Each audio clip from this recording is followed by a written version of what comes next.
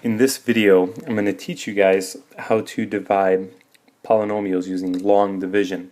And before we do that, I'm going to try to relate that to long division that you probably will remember doing back in elementary school. So for instance, if I give you the fraction 56 divided by 5 or 56 over 5, really what that means, if we were going to write this as a long division problem, is that our dividend 56 goes inside of our division box and our divisor 5 goes on the outside. So just so our vocabulary is simpatico, the divisor is what we're dividing by. So 5 is the divisor, and that goes either in the bottom of the fraction or on the outside of our division, long division bar.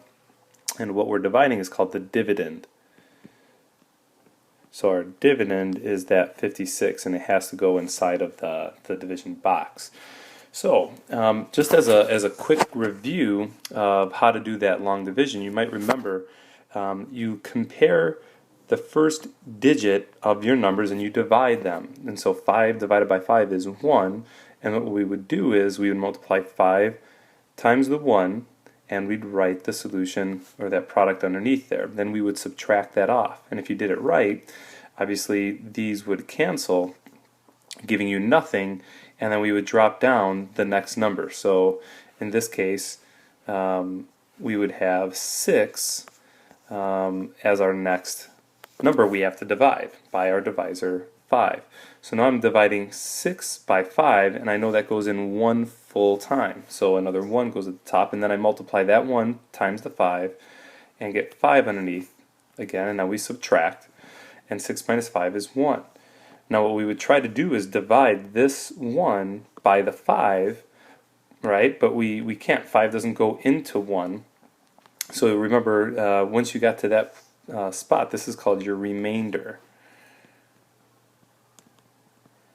So to answer the division problem, 56 over 5 gives us a quotient of 11 plus, what we should do is, instead of just writing remainder 1, we really have to divide that remainder 1 by our divisor 5 still. So the answer to the division problem is really 11 and 1/5. That's how you can write it. It's 11 and 1/5. Or what is that? That's 56 over 5. That's the same thing. So just in general, when we take any polynomial, let's call it f of x, and we divide it by d of x, and now remember, when we divide, this top is called our dividend, and the bottom polynomial is our divisor. That would be equal to our quotient polynomial. Let's call the quotient polynomial q of x.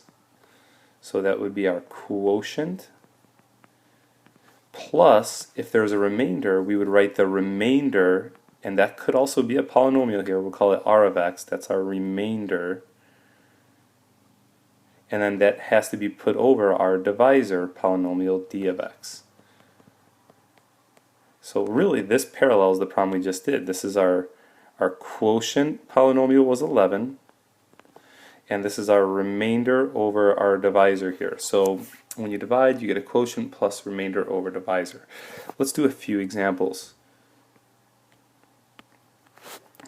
So for example 1, let's see if we can divide 3x to the 4th minus 5x cubed plus 4x minus 6. All that's going to be divided by the polynomial x squared minus 3x plus 5. Now, obviously this looks a lot scarier than just dividing two numbers, but the process is essentially identical. What we're going to do is write the dividend in our long division bar. What's key is this has to be in standard form, so from highest to lowest exponent, and then make sure you include all terms. So I'm going to also write that down. We want to include all terms, and I think you're going to see what I mean by that when I write this one down. When I write down all the terms here, I have a 3x to the 4th then there's the minus 5x cubed, but notice there's no x squared, so you have to include a 0 x squared term because that's not there. We want to use that as a placeholder, so I'm going to write plus 0x squareds. I'm going to have to erase a little bit of what I wrote here to make room. And then we have, what, 4x. So then it's going to be plus 4x and then a minus 6. Now, our dividend has all terms there, an x to the fourth, an x cubed, an x squared, the x, and then the constant term. Now I'm going to write the divisor on the outside, and I also want to include all terms, and in this case all terms are there. I start with an x squared, the x term is a negative 3x, and I have a constant 5.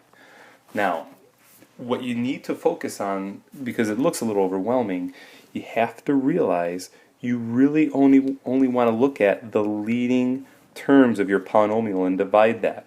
So what I have to do is divide 3x to the fourth by x squared. So really the little mini division problem that I have to solve here is, what is 3x to the fourth divided by x squared? Now you remember, due to the exponent properties, you would just subtract exponents. 4 minus 2 is 2, so it'd be 3x squared, right? 2 goes into 4 twice. You'd have an x squared on the top. So my first term of the quotient polynomial is a 3x squared. So what I have to do now is I'm going to multiply this first term to every single term in my divisor polynomial. So I'm going to kind of distribute. I'm going to do 3x squared times x squared to get my 3x to the fourth. And now I have to do 3x squared times negative 3x. That's going to be minus 9x cubed. And now I have to do 3x squared times 5. That's going to be positive 15x squared. So what you have to do now is subtract that off from your dividend. But what you have to kind of remember when you do this, guys, is, you have to distribute the negative. If I do 3x to the fourth minus 3x to the fourth, this should always cancel if you did it right. Now what I have to do is this negative 5x cubed minus 9x cubed, but remember, if I'm subtracting the negative 9x cubed, I really have to change that into a plus 9x cubed. I have to change the sign. I'm subtracting negative 9x cubed, which is really adding. So negative 5x cubed plus 9x cubed gives me 4x cubes. And I also have to distribute the negative here to make this really a minus 15x squared. So 0x squared minus 15x squared is minus 15x squared. Now what I'm going to do is drop down the positive 4x for my next term. And when I look at dividing, now what I'm going to focus on is dividing the 4x cubed by the x squared again. So my next term of the quotient is going to be decided by the result of dividing 4x cubed by x squared. And if I divide x cubed by x squared, I'm just left with an x, so that answer is 4x. So the next term of my quotient polynomial is 4x. Now I'm going to erase some of the marks that I made from the first step so I don't, and I've got to put that 3 back there. Now what I have to do is I'm going to multiply the 4x by the x squared, the negative 3x, and the 5, and write the result underneath this new dividend polynomial, if you will. So I'm going to multiply 4x times x squared, there's my 4x cubed. Then I'm going to do 4x times negative 3x. That's going to be, what, negative 12x squared. And then 4x times 5 is positive 20x. Now I have to subtract that polynomial off. And remember, when I do that, I'm ultimately going to distribute that negative sign right there. So 4x cubed minus 4x cubed cancel, right? I get nothing there. I shouldn't even write an x. That just cancels. That's nothing. When I subtract negative 12x squared, that's really like adding. So negative 15x squared plus 12x squared is negative 3x squared. And when I distribute the negative to the positive 20x, it's really like subtracting. So 4x minus 20x is negative 16x's. So I have to drop down the negative 6 over here, and the next thing I have to divide would be the negative 3x squared by that x squared again. So my next term is determined by what I get when I divide negative 3x squared by x squared. Well, x squareds cancel and I just get negative 3 as the result. So my next term of the polynomial, of the quotient polynomial I should say, is negative 3. Now, let me erase some of the marks I made so I can kind of clean this up. So I think we had, what, a 4x was that term? I don't want to forget that. Now I have to multiply the negative 3 to each term of the divisor polynomial. So negative 3 times the x squared, that's my negative 3x squared. If I do negative 3 times negative 3x, that's positive 9x. And negative 3 times positive 5 is negative 15. Now remember, we're subtracting that off, so we have to distribute the negative. Minus 3x squared is really plus, and negative 3x squared plus 3x squared cancel out, right? That's nothing. And if I distribute the negative to this 9x, it becomes negative 9x. Negative 16x minus 9 more x is going to be negative 25x's.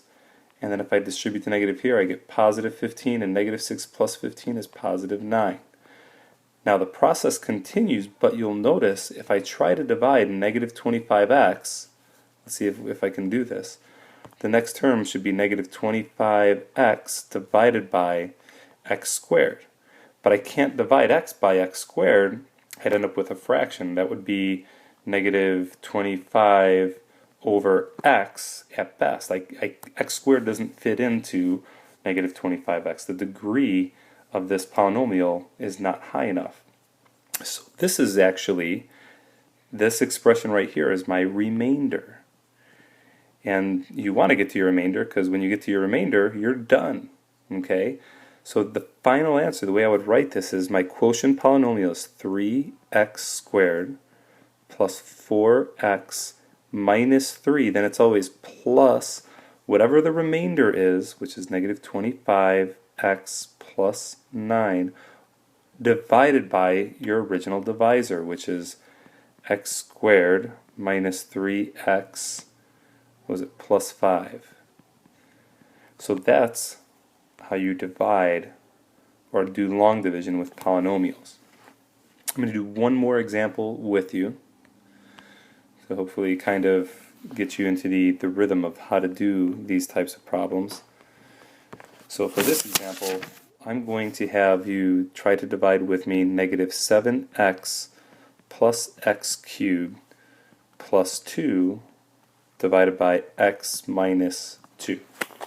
Now, when you set this one up, what you'd have to make sure you do is make sure that you write this guy in standard form and make sure that no missing terms are there. So the first term should be this x cubed, not negative 7x.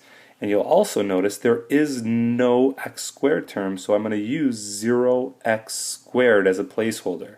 A lot of students will get these problems wrong because they'll forget about that 0x squared. Since it's not really written anywhere, you have to know to use that as a placeholder. And then I'm going to copy down the negative 7x, that's the next term, and then 2. Now I have all the terms of the dividend in standard form, and my divisor is just x minus 2. So, to get the ball rolling here, I'm going to divide x cubed by x, and so if I do that, x cubed divided by x is x squared. If I multiply x squared times x, I get x cubed. Remember, if you do this first term of your quotient polynomial right, when you multiply it to the first term of your divisor here, it should match what you're trying to divide into. So in this case, x cubed, and that looks good. And if I do x squared times negative 2, that's negative 2x squared.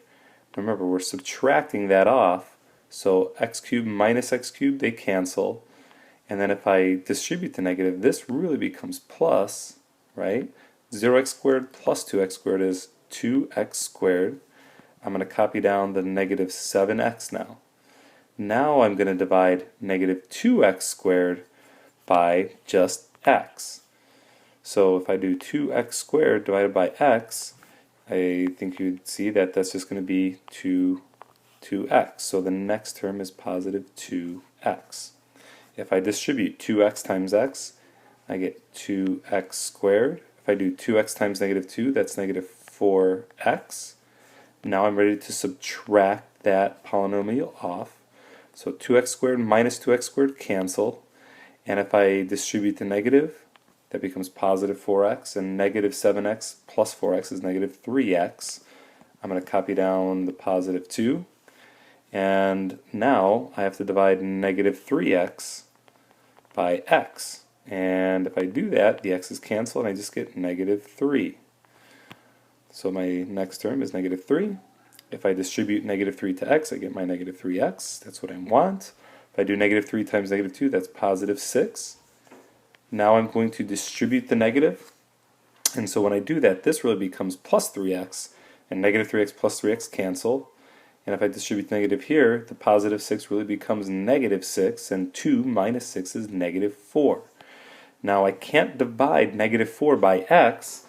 So this is my remainder. So remember how you write this. It's going to be x squared, then plus 2x, then minus 3, and then I always do plus the remainder, plus negative 4 over the divisor x minus 2. Now just so you guys are aware, if you're doing this and it's, let's say, multiple choice, another correct way of writing this would be x squared plus 2x minus 3 minus 4 over x minus 2. The only difference being, instead of writing it as like plus and negative, it's just negative, right? So, I mean, you guys know if I give you 3 plus negative 2, that's the same as just saying 3 minus 2. It's kind of the same idea. So just be ready. This is probably the best way of writing this particular problem, but this would also be acceptable. Good luck on the video chat, and if you need some help, make sure you ask some questions. Thanks for watching.